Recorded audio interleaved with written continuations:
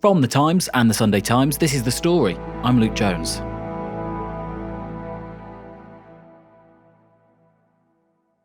This was a fairly kind of classic French political rally, and that means that most small towns in France will have a hall which is maybe used for sports, which is used for events and so on. So the capacity for a few hundred people, maybe 1,000 or so.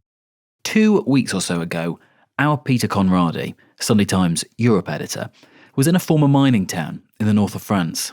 The sort of sense of anticipation building up, people queuing to get in, then the sort of the pop music, the thumping music to get people in the right mood. Of course, with the Marseillaise, the French national anthem, played from time to time. Allons enfants de la patrie.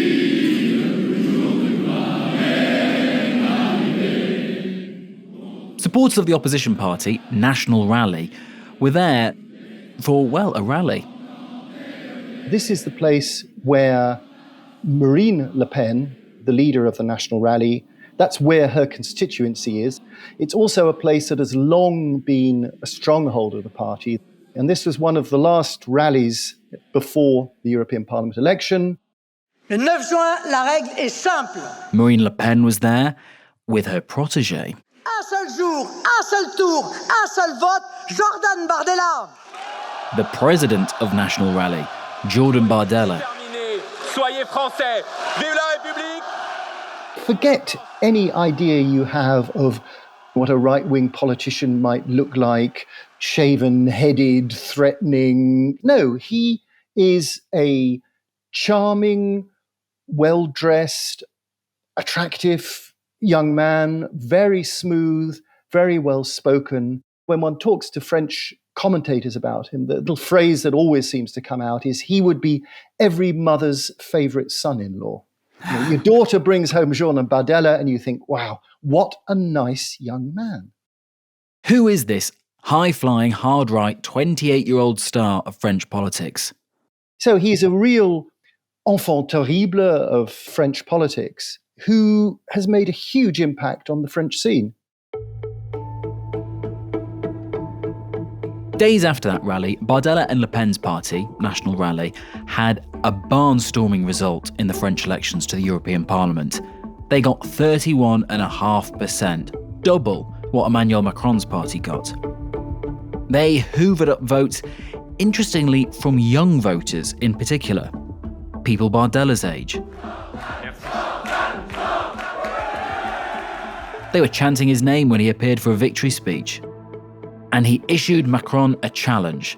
Call parliamentary elections now. Nous lui demandons solennellement de prendre acte de cette nouvelle donne politique, d'en revenir au peuple français et d'organiser de nouvelles élections législatives. Which Macron, oddly, did. J'ai décidé de vous redonner le choix de notre avenir parlementaire par le vote.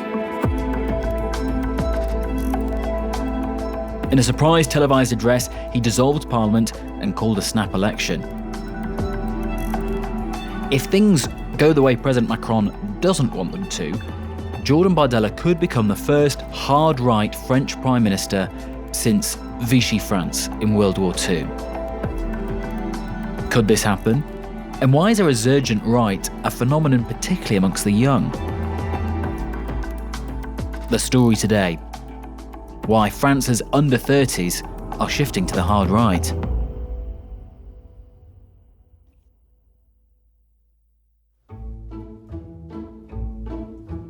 My name's Peter Conradi. I'm Europe editor of the Sunday Times. Est-ce que tu parles français? Un tout petit peu. Et toi? Non. Non, pas du tout. Oh. That's the un peu, as I've learnt to say when people ask that question. Very wise, very wise. Park young Jordan Bardella for a moment, the president of National Rally. Let us spool back first to National Rally's origins, when it was originally called the Front National, the National Front. Well, that party was founded by Marine Le Pen's father, Jean-Marie Le Pen, the former paratrooper, who emerged from the Second World War, very right-wing, on the sort of the right fringe of French politics, first became an MP in 1956. He founded the party in 1972 as a very nationalistic, patriotic, Catholic, right-wing party. He was also a businessman. I mean, I met him a couple of years ago when he was, I think, 93. And I talked about him being a career politician, and he said, no, I was a career businessman. His business, bizarrely, was the music business. He used to have a record label. And he had a record label. A record label. And what kind of music? Well, you'll be surprised, amused, or appalled to hear that Nazi marching songs were one of their best-selling items. You know, that, oh my gosh. That helps you place him. And he's been convicted over the years on a number of occasions for hate speech under French law. He has notoriously dismissed the Nazi gas chambers as having been a detail of history. And when I met him a couple of years ago in his rather sumptuous home, or one of his homes, because he's also a very rich man, I confronted him with that and said, do you still cling to that? Do you still cling to the idea that Nazi gas chambers were a detail of history? And he said, yes. Mm. He's no longer part of the party in any way, and he's actually now in a very poor state physically and mentally. So he's out of the picture. But essentially, what happened is in 2011, his daughter, Marine Le Pen, who'd been active in the party, elbowed him aside, took over the party. Marine Le Pen, 11,546. This was the moment Marine Le Pen found out she'll be taking on her father's mantle. Marine Le Pen est élue président du Front National. Le Pen Jr. is younger and more media savvy and hopes to do better. I think that in electing me leader of the National Front, by definition the party is also entrusting me to lead our family towards the next presidential elections.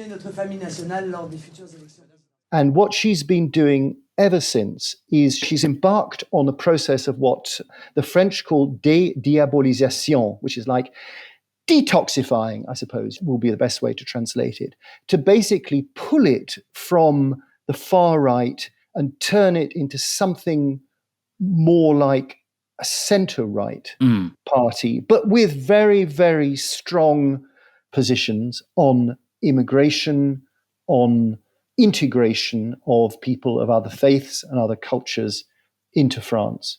And as part of that, she changed the name to really sever the link with the past. So a few years back, it stopped being the National Front and it became the National Rally.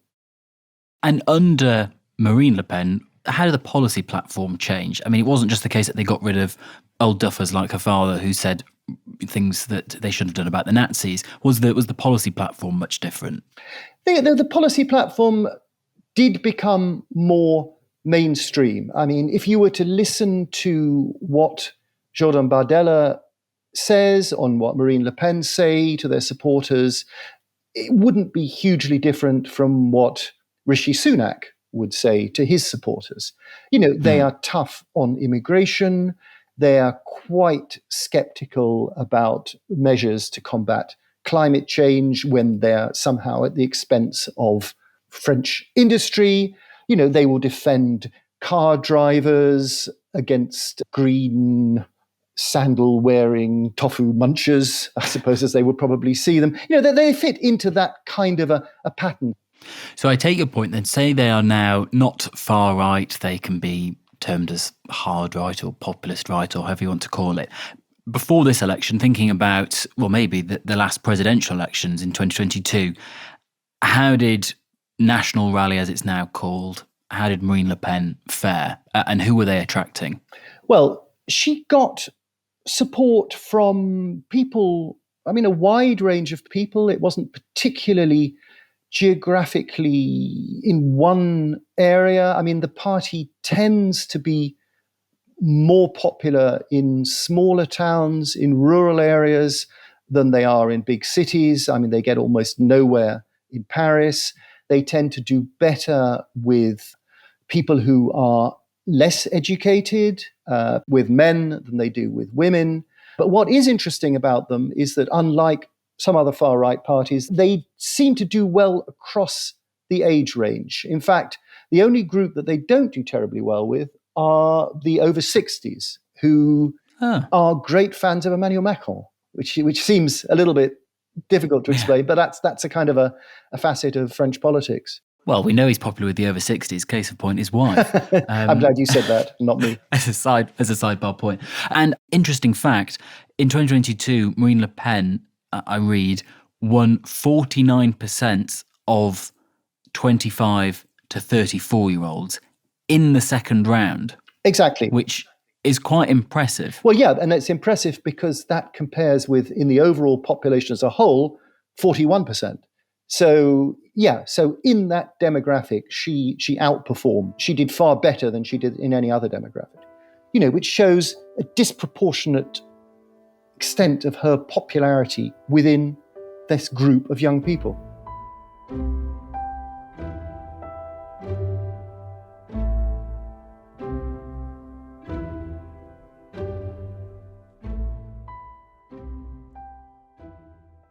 So then enter into this scene you paint, Jordan Bardella, and his position now, as you're explaining, he's president of the party, but how did he start out? Where is he even from in France? So he was brought up in a place called Drancy, which is in the Paris banlieue, the suburbs, not a very attractive place at all. I mean, we should bear in mind that Parisian suburbs are not like London suburbs. They are built up, they are relatively poor, they are full of council estates and so on. So not at all an affluent background. He was brought up by his divorced mother, Louisa. He came from a family which, I suppose, ironically for a French nationalist, was largely Italian, a little bit Algerian, and only a tiny bit French. We did a little bit genealogical research into him. Only one of his 8 great-grandparents was actually French. And the area itself, another irony, was for years a bastion of the Communist Party, which used to be the party that the French working classes voted for. So I went along to have a look at the place, the block of flats in which he grew up. It's a building called the Gabriel Péri, named after a communist member of the resistance who was killed by the Nazis. To get there, you go along a street called Avenue Lenin, turn left at Rue de Stalingrad. You get the idea. This is not the natural place for someone from the far right. And these days, it's also filled with ethnic food shops. So real multicultural community, as it will have been when he grew up there. Because, thinking about it, it was only 10, 15 years ago he was actually growing up. Yes. And how did he get started in politics? At a very, very early age. It was in 2012 when he was just 17. He joined what was then the National Front. He then went to the Sorbonne. He got into the Sorbonne, which is a difficult thing to get into. This is like equivalent of sort of Oxbridge in French terms.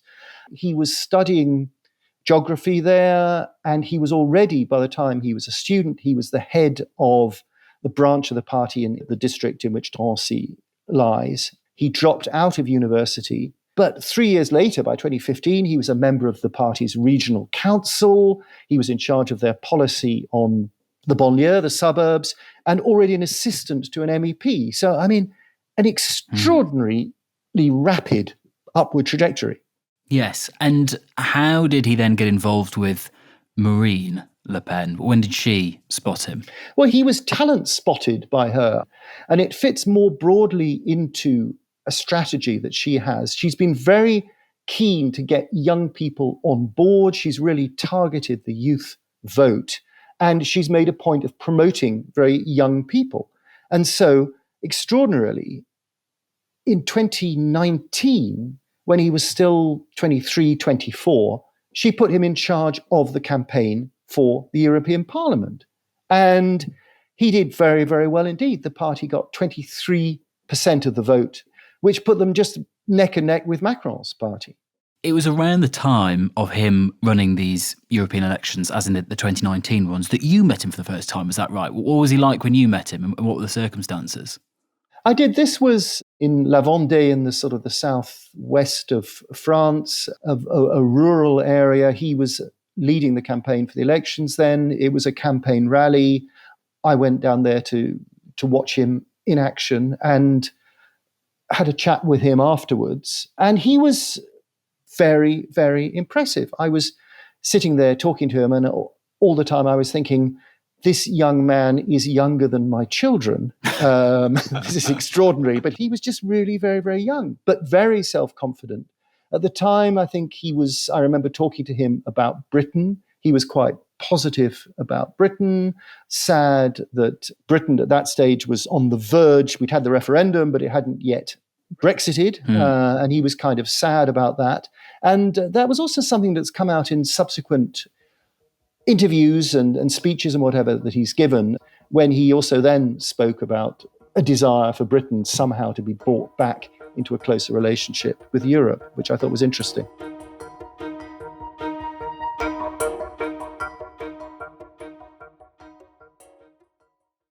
Peter, you're taking us through the slow progress that National Rally has made as a party, and one of the new faces at the top of it, Jordan Bardella, who is 28, did we say he is still at this moment in time? What does the fact that he is at the top of it tell us about the growth market in terms of demographics that the party has identified? Is it young people that they're after?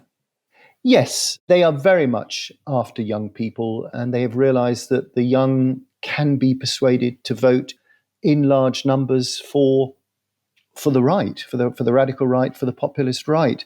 Bardella is young, and it does help him, I think. I mean, particularly on social media. TikTok, in particular, has played quite an important role, not just in France, but in Germany, across Europe. I've had people describing it to me as the first TikTok election. And he is very, very good on TikTok. Les amis, je fais cette vidéo avant le vote de dimanche pour vous lancer un ultime appel. Allez voter, allez voter. He's got over 1 million followers. Some of the TikTok videos are overtly political, or sort of show him behind the scenes at political rallies, or maybe being mic'd up in a television studio or the like. One that I've just looked at a few times over and thought, well, what is the appeal of this? Is him just standing in a bar downing a pint of beer. Tu bois les larmes des macronistes. But it's been viewed by goodness knows how many people, and it just, if you're a 20-something voter, you look at that and you think, hey, this guy he's just like me. And perhaps he's going to stand up against my interests. And I think in France, as there is in Britain, I think there's a lot of disenchantment among young people, particularly in the aftermath of COVID, which, in France, as in Britain, can be seen by some as having been largely to protect older people at the expense of young people. A lot of young people had their education messed up. They had their social lives messed up and so on. So the fact that he's young makes him even more appealing to vote for. And in policy terms, because it can't all be about vibes, can it? What is fresh, as people like Bardella are selling it? What is the actual platform of policies? The central policy does remain, as it has been under Marine Le Pen and indeed under Jean-Marie Le Pen before her, curbing immigration. So there is a fundamental anti-immigration, and one could say anti-immigrant core to their message. And this also becomes particularly anti-Islamic. Dans cette campagne, je veux aussi alerter les Français sur la menace existentielle que représente l'immigration massive. If you go to a national rally meeting and so on, I mean, the general impression you have is that France is under assault from foreigners or from people with an alien way of life who are not integrating properly into French life, whose religion essentially makes them behave differently from the way that the indigenous French population acts and believes. I mean, this is not spelt out quite as explicitly as that, but that's the underlying message. And they need to do more to protect French industry. There's this sort of other narrative, I suppose, that France and the EU has been too globalist in its outlook. The manufacturing industry has faded away in France. So that plays very well with their kind of target audience. But I think, in the aftermath of COVID, as the cost of living crisis and so on, there is just a feeling among young people that they're being neglected. They're not feeling very happy. Here comes someone saying, you need something fresh, you need something different, you need to give us a try. And a lot of voters say, right, well, let's give them a try. So if that's the pull factors for people going towards Bardella and National Rally, what about the push? What is it about Macron which is turning people off, it seems? Macron is, when he was re-elected in 2022, it wasn't with any great degree of enthusiasm. It was more that a majority of people were still reluctant to see Marine Le Pen as president. And things got off to a pretty bad start because there were parliamentary elections a couple of months later, and the expectation was that his party would again get a majority. It didn't. So he set up what was effectively a minority government. So it's made it more difficult for that minority government to get policies through.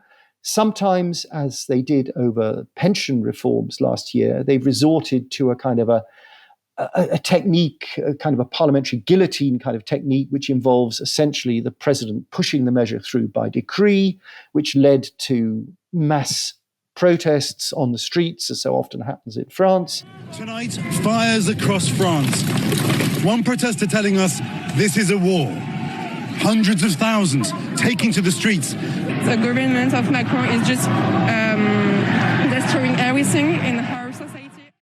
So everything has left a sort of a slightly bad taste in the mouth. And I think if you add in the cost of living crisis, you add in the feeling of almost impending war in Europe, not to put it too strongly, I mean, which Macron has really been talking up, the threat from Russia over Ukraine. It's fertile ground for another party which comes along and says, we're going to do things differently.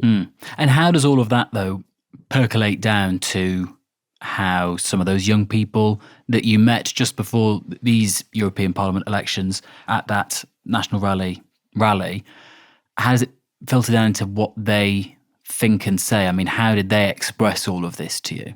I think they expressed it in very simple terms as, we like Jordan Bardella. We want to give him a chance, and the same Marine Le Pen. They have no love for Macron. This is, in a sense, Macron's fault also, that he has turned this into a very binary choice between himself and the National Rally. Yes, the far right is bad for the French people and for the French nation. There is a feverish tone in the political debate in our country recently. Chaos that is a concern to you, it's shocking to you, and I will not give it any ground.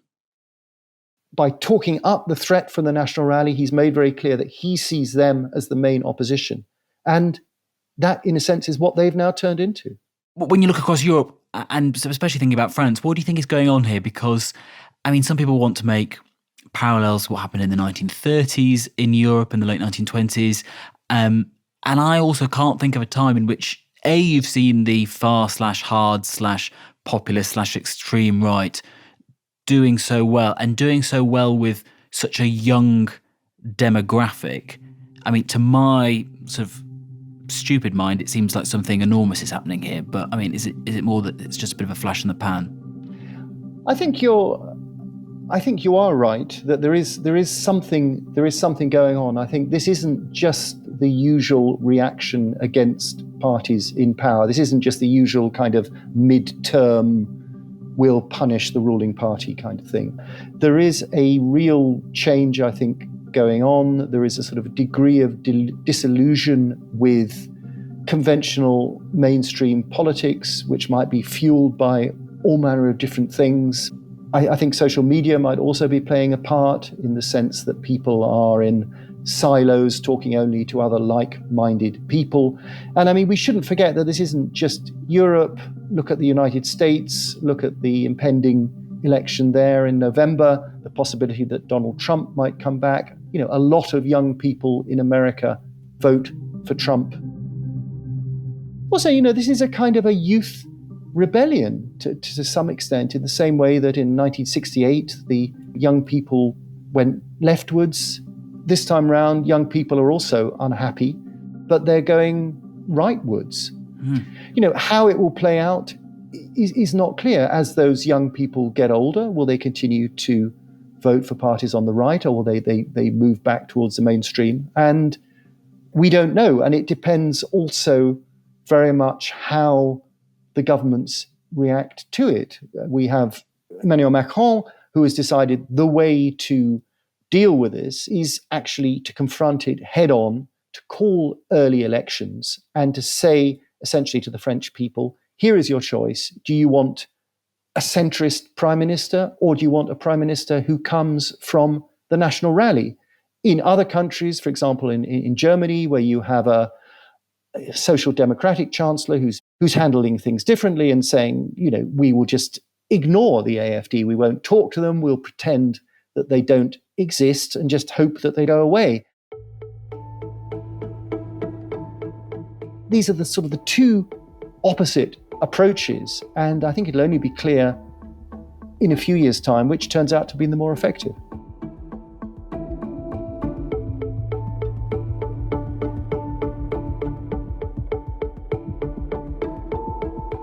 Peter Conradi, Europe editor at The Sunday Times. You can follow all of Peter's coverage and the election coverage at thetimes.com. The producer today was Sam Chantarasek, the executive producer was Fiona Leach, and sound design and theme music was by Mao Lassetto. If you found this interesting, just wait till you hear the episode we did a few weeks back with Peter on Germany's far right, and particularly the plotters who have found themselves in court. Also, as a comedy triple, we looked into Italy's hard right politics as well, and why they are surprisingly mad into The Lord of the Rings and JRR Tolkien. Italy correspondent Tom Kington explained all of that for us. We'll pop both of these links in the notes of this episode to save your little finger searching for them.